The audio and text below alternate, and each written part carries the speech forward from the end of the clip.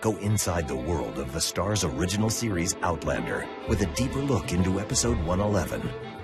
The episode's called The Devil's Mark, which refers to the vaccination mark on Geillis' arm, and which people at the time thought as the mark of the devil. We decided to make a bigger deal out of the vaccination mark than in the book. In the book, Claire sort of notices the vaccination mark as she's being rescued by Jamie, and then upon reflection, she realizes what that was, and what it meant, and what it implied about Geillis potentially being a time traveler. 1968. Dramatically for the show, it felt like that would dissipate the moment, that if she only made that realization later, looking back on it, then the sort of dramatic moment has slipped by us. When you're constructing it as a script, you sort of want these dramatic beats to happen in the moment so they have the maximum impact.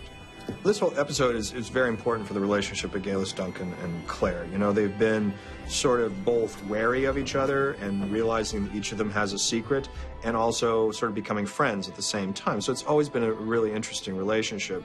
And on the deeper level, you know, you discover that they're both time travelers, and they both are from the 20th century. It'll be interesting to see what happens as the story goes forward. You know, this may or may not be the last time that we see Geillis, Duncan, but certainly the reverberations of what happened in this episode will continue for quite some time.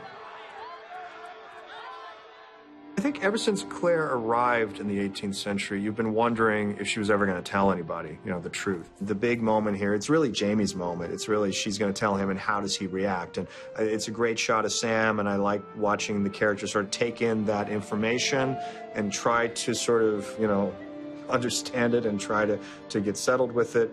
And, of course, it's a pivotal moment in the entire relationship between these two characters. It's the moment when she tells him the truth and who she really is. I'm from the future. I also thought it was really interesting. I always loved it in the book that his reaction is to let her go, you know, to take her back to the Stones. If that's her home and that's where she belongs, he would give her up as much as he loves her. And it's just a lovely gesture, and it's just a heartbreaking moment, you know, when he takes her up there and walks away and never expects to see her again.